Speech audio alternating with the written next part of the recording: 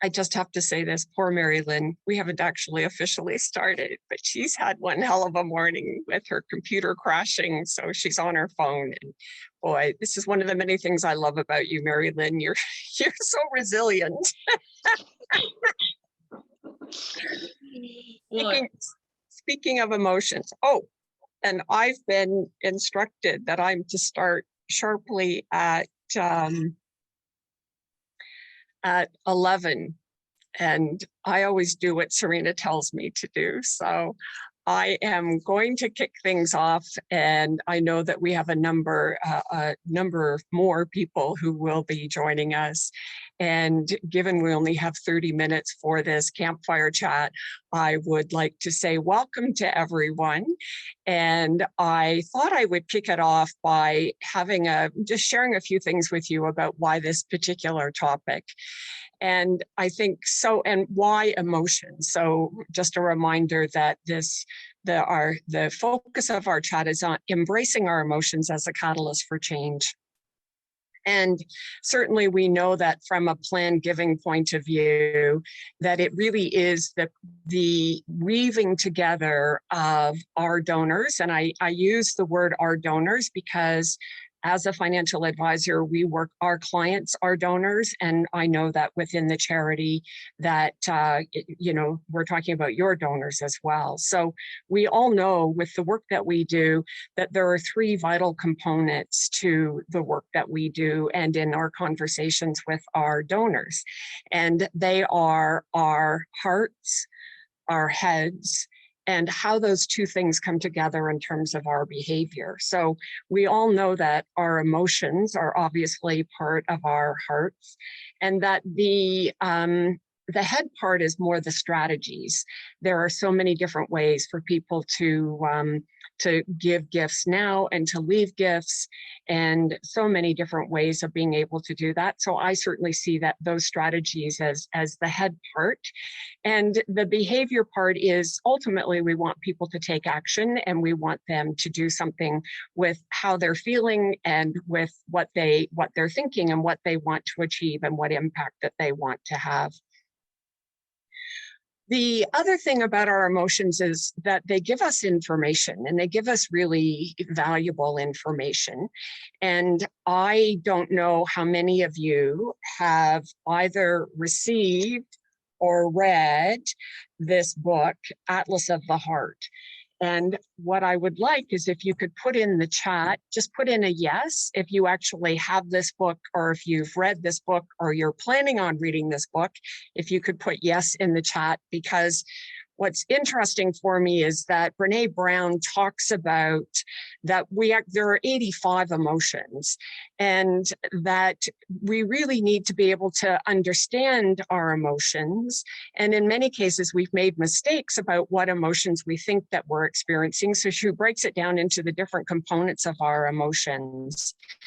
And that the emotions, as you can imagine, that to understand our emotions and to have the words to put with those emotions, that's part of our language and part of our conversation and having meaningful conversations with our donors. So it is extremely important for us to have and to be able to have a conversation about emotions. And so I'm very excited about us having this conversation today because, for example, people are feeling and charities are feeling fearful and anxious because, there's COVID, there's the war. And what I have found in reading this book is that it really has helped me to have a better understanding of how to deal with my emotions. The other thing that before I introduce Mary Lynne, and I've decided I want to introduce Mary Lynne from an emotion point of view, but I thought you might also like to know, some of you may know this about me, but not all of this about me. And that is that before I came into financial services 23 years ago, I actually worked as a psychotherapist. I was a a family counselor. I did couples counseling, and I'm going to be vulnerable here and let you know I was also a sex therapist. It's always a great way to start a conversation. And, you know, the reason why I decided to share that is because we know that there are taboo subjects, and we carry around a lot of baggage about certain things we're not supposed to talk about. So here we are, head, heart, behavior, and ultimately it also has to include money. So it is a very tricky subject, and I think just acknowledging that it can be very challenging for us. So I'm delighted that Mary Lynne is here with us today. Mary Lynne's official title is that she's the National Director of Leadership Giving and Corporate Partnerships. And what I know from Mary Lynne is she has tons of experience, decades of experience, and she has some great stories that she's going to be sharing with us. When I describe her, when I think about Mary Lynne, I think about that she has an authentic voice. And I love that about Mary Lynne, because she doesn't shy away from sharing exactly how she's feeling. She allows herself to be vulnerable. And one of the conversations we had a couple of months ago, we did some things as part of getting ready for a donor presentation with the Donor Motivation Program. And Mary Lynne just very spontaneously brought in something that was so funny. And we were laughing and laughing. And we spent a couple minutes doing that. And it was a great reminder for me that humor is a great coping mechanism.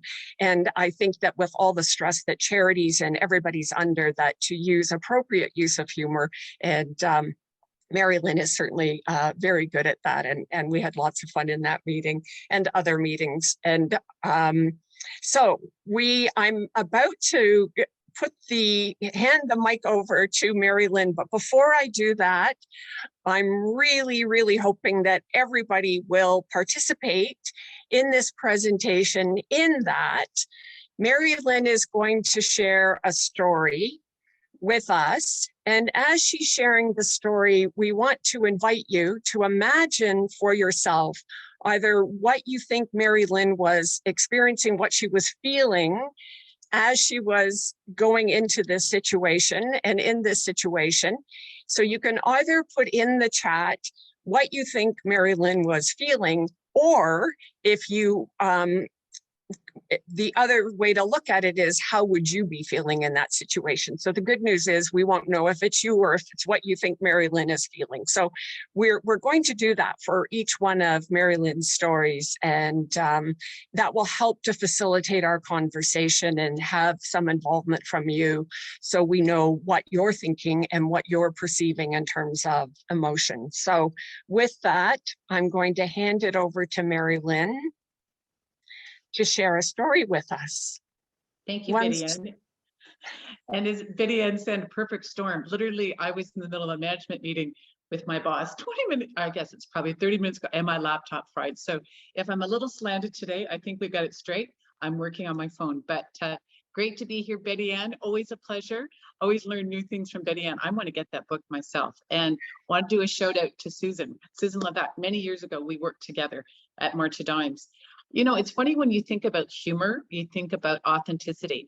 I think my donors that I've worked with over the last, it's actually 40 years this year. I can't believe I was 22, so I'm totally telling my age. There I go, one more time, Betty, and being authentic, 62, but it's actually 4 decades. That's kind of scary. Like when I started and I worked for the American Cancer Society as my first job, it was literally AFP was called NSFRE, which I think the National Society of Fundraising Executives. So again, totally dating myself. But one of the stories that Betty Ann and I talked about, again, I was a very young fundraiser. I underline the words very young.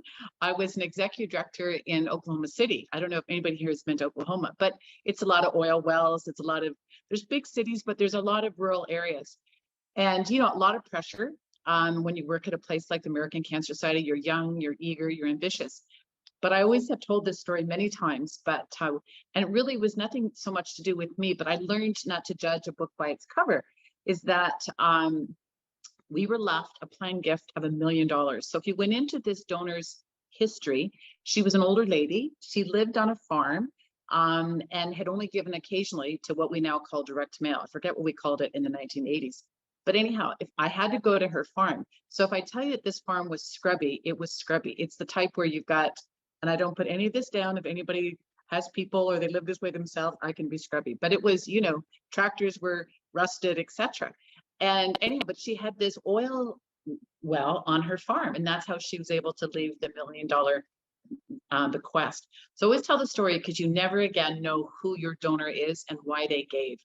But it was very interesting going up to talk to her family on this interesting place and be sincere, not try to be distracted by the various things that were around. But again, sincere woman that wanted to give a gift to the American Cancer Society. So Biddy Ann, I'll hand that back to see if we get anybody's interaction on that one. Okay.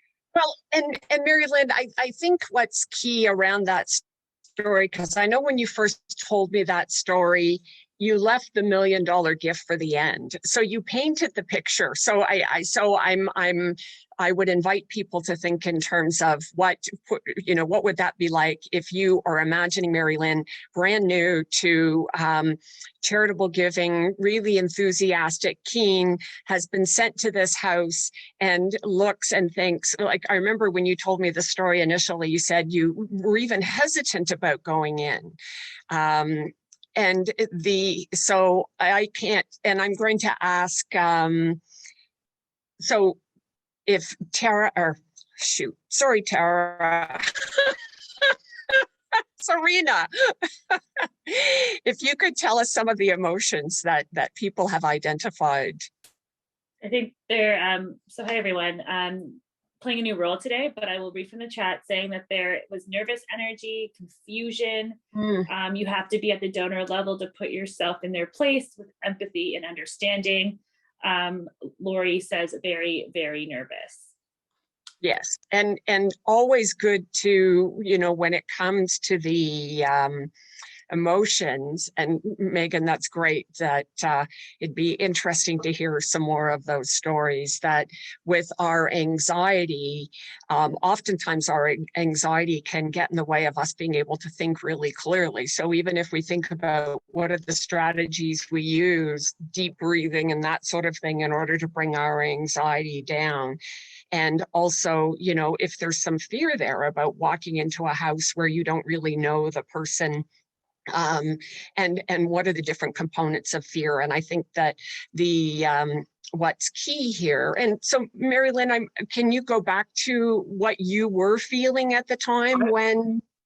I was scared. I think I was 24. And, I had no idea. And as usual, I was always so eager to go and see a donor that I hadn't really thought out, maybe I should have taken someone with me as a young woman by myself, right? And literally it looked like the end of the earth in many ways, because it was a day that was very eerie, like very melancholy. So the whole experience, I was very nervous. So again, learned, and I had to walk up and the steps were crooked and the door wasn't really hanging. And, I thought, what the heck am I doing here? But, I went in with a smile on my face and shook hands and tried not to think about where I sat, etc. But you learn, I go back to, you never know who that person is and their intent, right?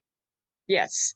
And I think you have another story, not that we have to get into the emotions of this next story, where you were telling, because one of the points about our description was about keys to accessing your own organization staff to create new opportunities for giving. So yes. So why don't I go right into that one? Because the one thing I was just going to wrap up about my time with the American Cancer Society, and I was doing, a lot of my work was doing their door-to-door campaign. And I've always said this, you would go to a block. I didn't know my way around Oklahoma City at all. And the house that was, again, I say the words grubbiest, was actually the person that wanted to volunteer and walk their block. So you never, ever know, right? Never know. So my story about the staff person, it's actually a March of Dimes story, is that March of Dimes' actually largest planned gift was left by a staff person and their family. So again, so often we think externally and we don't think internally. So, again, never overlook the people that are your best ambassadors, are your people that are working directly with, for us at March of Dimes, it's our consumers. So, and from that large gift, March of Dimes was actually able to go from being Ontario March of Dimes to March of Dimes Canada. So I just share that. again, cultivate your internal folks as well as your external folks. So Betty Ann, see if anybody's got some thoughts on that one. Okay. And even the emotions that might be there for us, or the assumptions that we make, exactly as you're saying, Mary Lynn, about, I don't want to use the word ignoring, but just not fostering, if you will, the people who work within the organizations. What strategies were successful in cultivating colleagues at the March of Dimes, Mary Lynn? I would say, and I really, that particular planned gift, I always give back. That was done before my time. I was after the tail end, but I'd like to tell that story. But I think for me, especially when we were live, is that it's to make, you know, I'm a big believer in breaking bread, bring in pizza and celebrate successes together, right? Invite staff out to local events. It's anything to get that conversation, that community built. So that would be kind of my piece back to that. Okay, that's great. So do you want to start another story for us? I know there's some, okay. And this is actually a recent one, so I will lay claim to this one. It actually comes from donor motivation. And this is one of my, besides my computer crashing today, one of my, oh my gosh, what are you doing in this situation again? And this was actually a donor that had gone to a live donor motivation event pre-COVID. And again, we all do our visits after, etc. But this was, I had worked with a wonderful lady, donor motivation, not Betty Ann. There's always lots of wonderful people within DMP, but I was told to reach out to this particular donor. So I picked up the phone to call her. But on the day that I called her, I want to get the timing right. She had just found out that she had lung cancer and was starting her chemotherapy. So here I'm doing my cheery, I'm Mary Lynn with March of Dimes. I understand that you wanted to visit with me and wanted to learn more about March of Dimes. And basically the conversation was very short. So again, how do you, in difficult situations that you start a donor conversation and you find out something devastating has happened in their life? So I quickly hung up and felt very foolish. I sent her an email just saying, I'm so sorry I bothered you on the day you're starting your chemotherapy for lung cancer. And literally I then called her back several weeks later. And she said, the interesting thing about that conversation, Betty, and she said she was glad to actually have a normal conversation because everybody's been treating her with kid gloves. So how do you, I think I would put that out to everybody in stories. How do you withdraw when you're in the midst of a cheerful conversation and someone has personally just had devastating news? That's a tough one. And, you know, Mary Lynn, my sense from you is that you actually didn't withdraw. Like, you were very respectful of when she shared that information with you. Lots of people would just say, oh, I'm so sorry, you know, let's, you know, another time or something like that. But instead you acknowledge specifically, like you were very real with her about acknowledging what her, I'm assuming it was a her, maybe you said her, their experience, and that you dealt with it respectfully and gently, and you didn't let and I don't know if people are sharing anything about emotions for that particular situation, what, you know, how you would feel in that situation. And what stands out for me as well, Mary Lynn, is that because it's so important for us to do this with our emotions, which is to befriend them. And you're very quick at, oh, I, you know, felt bad. Oh, was this okay? But then you took additional steps in order to get back in touch with this donor, and you were able to deal with any fear or anxiety that you had. Well, because you feel embarrassed, right? Like I felt very embarrassed that day, right? And like I felt like a schmuck. I don't know what other word to use, but schmuck. And I thought of my now 40 years of, you know, and you just made this call to this very lovely person. So again, it's to keep the sincerity and acknowledge their humanness, right? And I felt very like I'm saying, I'm so sorry I've called you at a bad. And I actually usually start my calls off that way if I called you at a bad time. And then we got into the conversation. But I think, again, acknowledging up front. Anything, anybody else, anything, Serena, that you want to share with us, or anything about other emotions that came up for people? I saw a little bit where people were saying they would feel exactly the same way that that Mary Lynn did. Yeah, no, and I think I saw a lot come up of just checking your own judgments at the door and going with an openness, which I assume from reading the chat, people are finding that it takes a bit of practice and time. But yeah, people are kind of right in line with what both of you are speaking about right now. So Megan has asked, what was the purpose of the second call? I just actually wanted to check in on her as a person. I haven't even, because this is all recent in the last 60 days, I haven't even started talking to her about March of Dimes. Just did the human thing. That answers Megan. I hope that answers it. Yeah, and certainly fear and anxiety has an impact on our ability to connect with our donors, with other people from a communication point of view. So finding ways to manage those emotions, it's extremely important. And I appreciate what you're saying, Mary Lynn, which is that you just want to be able to talk to her. And it does speak to that, you know, we all want to have a sense of belonging. That's a universal truth for every one of us, that we want to have a sense of belonging, and we all want to be seen and heard. And that's what I hear in what you're saying by connecting with her, to let her know that she's being seen and that you hear what, you know, you hear her. I know, and I think, and I say, because at March of Dimes, I do both the leadership and plan giving. And sometimes we all, and I'm talking about myself, no one else is probably like this. I'm so geared to what my numbers are. Am I going to close? What's my close rate? Like number. But you got to push all that aside, I've learned, because anytime I'm like that and I'm in a hurry, because I can be my personality, because I go way too fast on things, just got to slow down and really, really listen. Right. And that's really, and I've got her circled, that I'll circle back in a couple months, but gonna just let her deal with what she's going through presently in her life, obviously. Yeah. That's great. So Mary Lynn, could you comment on one of the other points we made that we said we would talk about today during our campfire chat, is about what COVID has done and how to move beyond COVID. I think that's a really good story. No, I see slowing down is so hard, definitely, and tell a couple stories about that. I found, for me, COVID has probably made it easier to see more donors. Some of that could be because for March of Dimes, I've traveled the country for many years, but I've actually, and that's back to my machine, I kind of go back to back meetings most of my professional life. But I've been able to talk to more donors, because I think in a way you've got them captured more. It can be very difficult, though. You can't read the nuances, but I find that people are more willing to actually see you online. Now, that's been my experience. So, and been able to close on larger gifts than we've been in the past at March of Dimes. But I'm just going to pause and see if people have found the same thing that are on with us today. So have people found that there are more gifts or larger gifts as a result of doing this online? And Mary Lynn, you also shared with me that in some ways it's easier to do the ask when you're online. And so my question then, of course, that given we're starting to do more in-person meetings, how do you do that bridging between what has happened for you online and to the actual face-to-face meetings? You know, I think it's going to be it's going to be, use the word hybrid, right?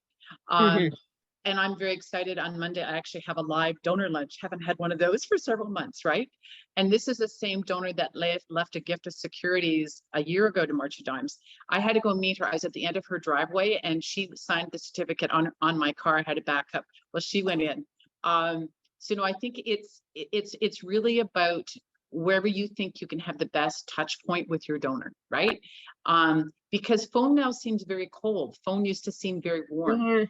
Zoom seems warmer, and maybe in person. Like, I think we just have to be fluid and flexible and move with who that individual donor is, right? So yeah.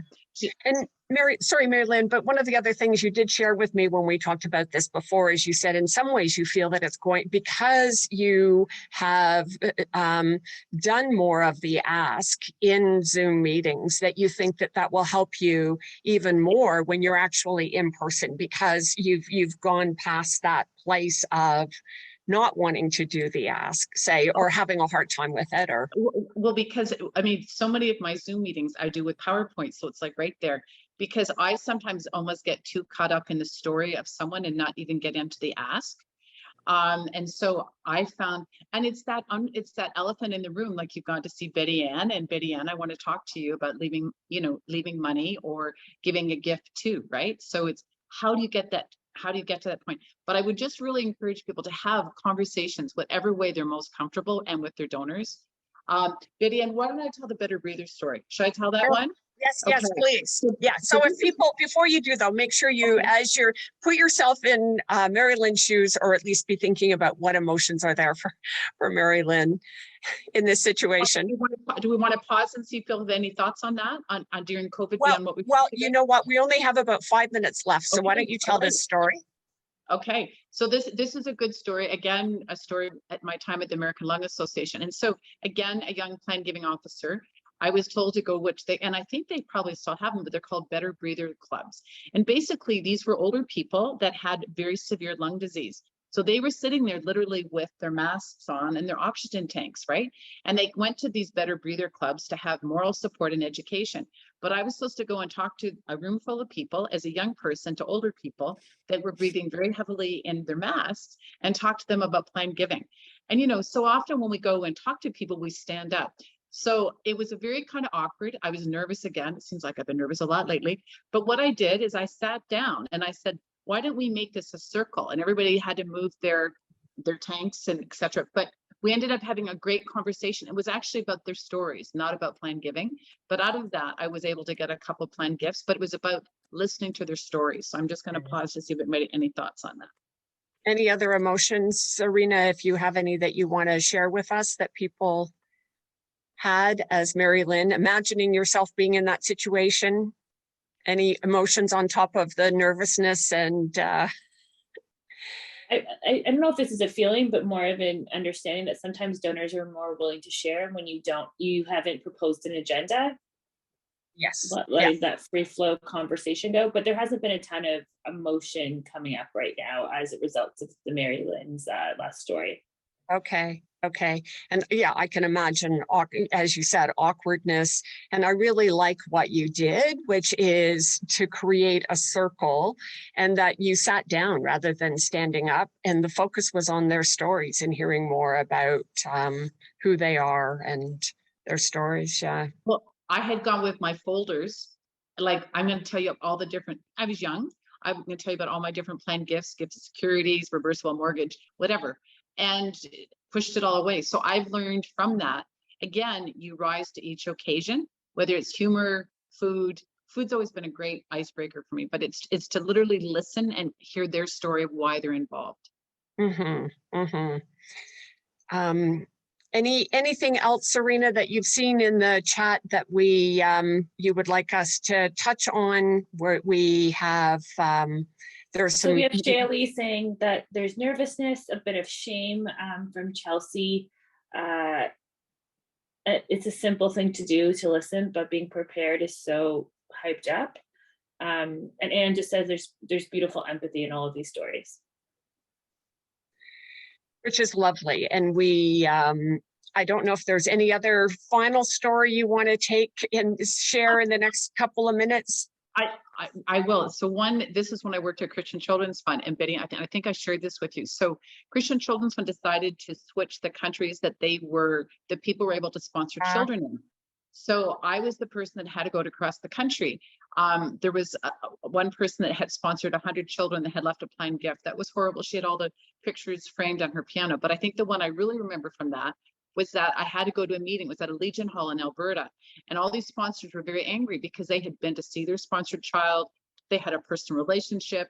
And I was saying, Betty Ann, that little girl named Emma that you've sponsored in Guatemala, you can no longer sponsor. So again, I was standing up at the front of the room and I was so I can still remember this physical, my legs were heated. I don't know what else to say. But again, I did like when I was at the Better Breathers Club, I sat down, pulled the chairs together and let's talk about it. And I let them put their anger on me about their frustration with the organization, not to put down anything that CCF did, and tried to pivot them to give in a different way. But I didn't end up being very successful in that. But the one thing I did from that was letting people, and we shouldn't be a doormat, but I let them take out their frustration. It's back to that listening thing. So that's my story about CCF and trying to change them from what they were being involved in. And a sponsored child's a very personal relationship. You have to be very careful with some of those things, right? Yes, yes. So I know we have to wrap up. We only have a minute left. I wanted to read a quote that certainly Mary Lynne has demonstrated. This is from Atlas of the Heart. Connection is the energy that exists between people when they feel seen, heard, and valued, when they can give and receive without judgment, and when they derive sustenance and strength from the relationship. So I absolutely, gives me goosebumps actually, because that's exactly what you do, Mary Lynne, and lots of people have been sharing that as well. Don't forget that the next Campfire chat is on. I wrote it down. I don't know where I wrote it down. Sorry, Serena, can you tell me? Yeah, it's the next Campfire chat is with Ryan Fraser on May 19th. May 19th at 11 a.m. And we haven't decided on who the guest will be, but as always, I will send you an email just to make sure that you receive it. So thank you, everyone. I hope we can continue to, I know Mary Lynne and I and Tara will continue to have this conversation about emotions because I love the conversation. And yeah, have a wonderful day, everybody. And we hope that you've taken some ideas from today's Campfire chat. And thanks for being here. Thanks, Mary Lynne.